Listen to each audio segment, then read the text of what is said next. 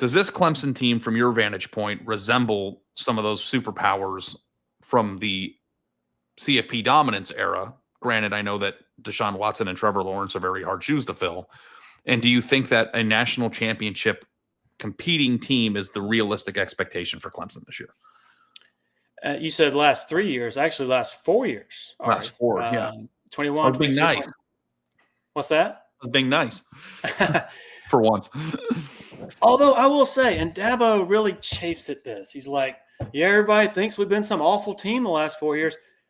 They haven't been. I mean, they won 2 ACC titles, won a lot of games. When you average 10 wins a year, they seldom did that before Dabo arrived, okay? And so I think he justifiably gets a little irritated at that, just given how hard it is to win as many games as they have. Now, he did set the bar higher, and that's what he's being measured against. He's being measured against being a team that can perennially win the national title. Right. Because Clemson fans are not spoiled by that, right? Like winning 10 games a year is definitely an improvement from the 90s. But we're not trying to be like the 90s. We're trying to be like the 16, 17, 18, 19 teams, right? Like, isn't that the difference? You are. They are. But there still has to be the caveat acknowledged that from 15 to 20, do you know how many stars had to align for them to be that dominant? And I'm going to get to your point here and agreeing with you. But, I mean, how many schools out there not only get a Deshaun Watson, but then soon thereafter get a Trevor Lawrence, right? I mean, that's just unheard of because most of the 5-star quarterbacks out there, it's like a crapshoot with that game, And so to have 2 generational players, quarterbacks back to back, is just such a rare deal. They capitalized on Georgia being relatively down under Mark Richt. They got both Lawrence and Deshaun out of Georgia, among many other players. You had generational defensive linemen, generational receivers, Christian Wilkins, Dexter Lawrence, T. Higgins, Justin Ross, Mike Williams, Sammy Watkins came before that. But still, the point is the stars aligned in a really kind of special way. But to that point, late last season, this was actually after the loss to South Carolina, when just about everyone around here was just, despondent and not really looking forward to the ACC Championship against SMU. I went back and looked at that game, at the offense against South Carolina, and you started to see the passing game, look like what it used to look like when Deshaun and Trevor were throwing passes to all those receivers I just named.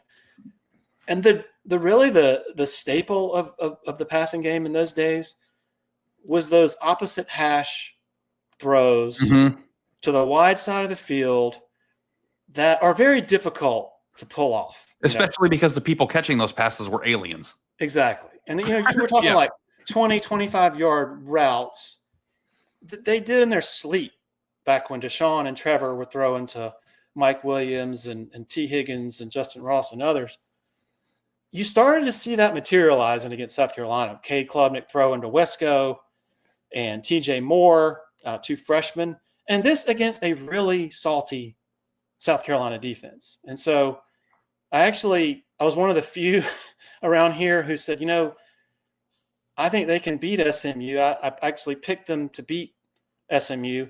Not that my picks are usually worth a damn, but the point is, I was trying to tell people, like, look, this looks like the beginnings of something.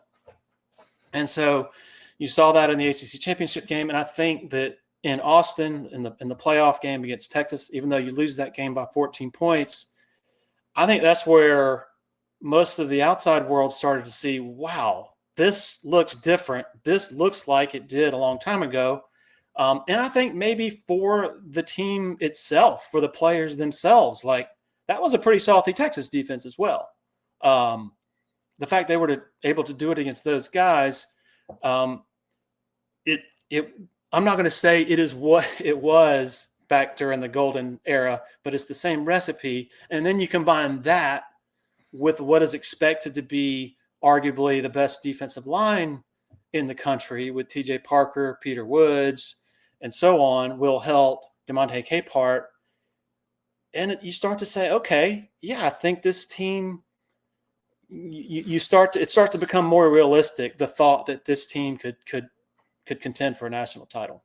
And the fact that they went because look, Dabo didn't really turn his back on his philosophy, but he did go into the portal and get some guys that fit what they needed at the moment. Like Will Helt allows you to make sure Peter Woods plays where he's supposed to play, and Will Helt might be one of the better players in the country off the edge.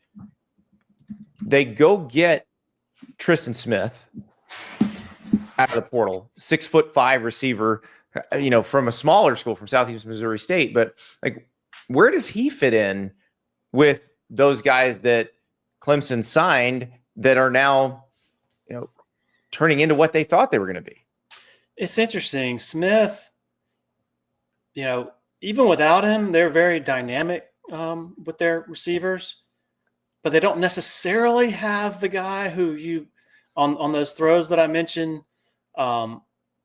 You throw it up and they're going to go up and get it. The jump ball type of throws. Yeah, the Mike Williams or the T. Higgins. Yeah, I think in my mind, there's a separation between the back shoulder, the back shoulder type, and the go up and get it type. Maybe I'm making too fine a point of it, but Smith is that long, lanky guy who I think, not T. Higgins, not Mike Williams, but the jump ball type. And they threw him into the fire in the spring game. And I know spring games have been watered down and all that, but at Clemson, they actually, considered it important.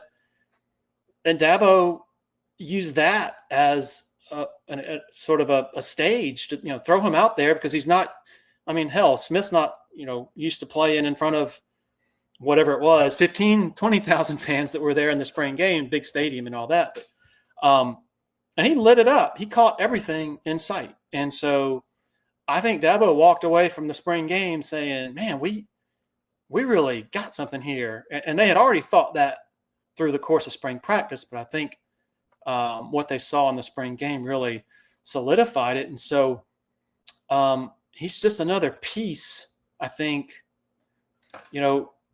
Another thing about those old receiving corps was they had different body types. You didn't just have T. Higgins. You had Amari Rogers, Artavis Scott, Hunter Renfrow. Oh my gosh, I can't believe it took me that long to mention his name.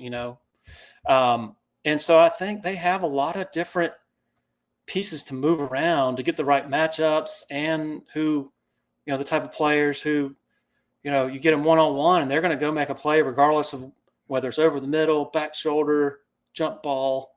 They got a lot of variety. And it's crazy how quickly the narrative about this receiving corps has changed, because this time a year ago, it was like, good grief, can they just be pretty good? That was the big question.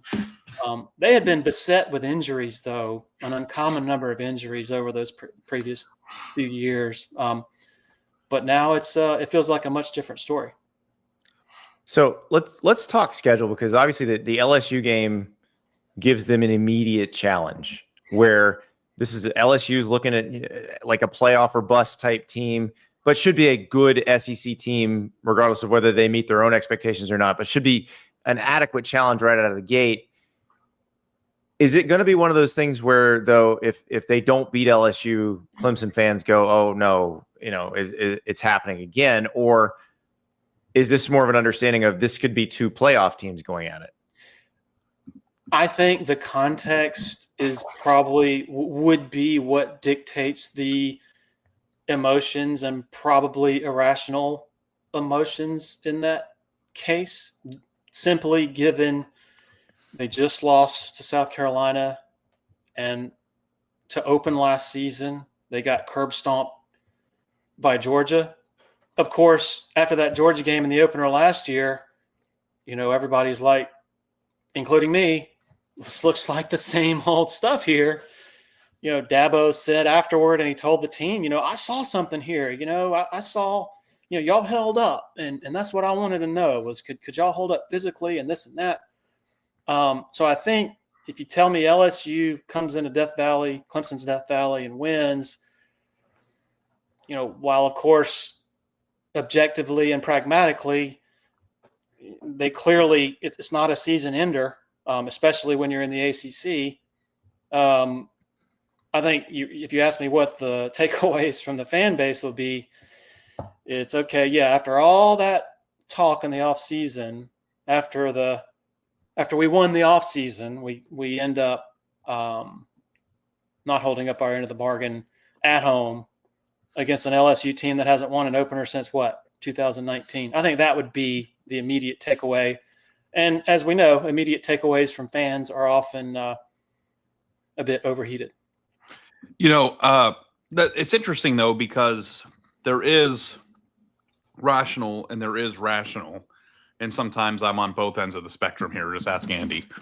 But my question about that is, and Andy, by the way, we have an all-time banger of meltdown, no matter who wins or loses that game. Oh yeah, 100%. It's a great meltdown game. It's like Florida Miami last year. Like it doesn't even matter who wins. Everything that Larry just said, LSU fans will say if they lose. So yeah. Like it's the same thing for both sides. But I want to get your rational expectation for what you view as success this year for Clemson. What does Clemson absolutely have to do coming in 2025 for you to go into the summer of 2025 feeling like that went well and things are in the right direction? I'm going to say make the playoff and advance and win at least a game. Does that sound fair? I say playing for the national championship, man, it's just hard. Like, yeah, the ball bounces weird ways. You can have an injury here or there. Look at Penn State. They outplay Notre Dame in the first half of that game and are on their way, and then aren't able to do it. I think, does that sound fair? Get to the playoff, win the ACC again, get to the playoff, win a game. They lose a lot after this year, a ton. So it's kind of like end of an era type of deal with a lot of their figurehead signature players. They're going to be in some type of rebuilding mode next year. So, but I think that's my feeling right now. I think that's fair. I think that's rational. And I think that should be the baseline or fundamental expectation for everybody, because this is a different situation than it used to be in the 4-team era, right? Like even for Georgia, well, I think you can get the wrong path in the playoff, like Oregon last year. Oregon had a good season last year. They just ran into the wrong team in the first game they had to play. I'll say this. Sorry to interrupt. Got to beat South Carolina.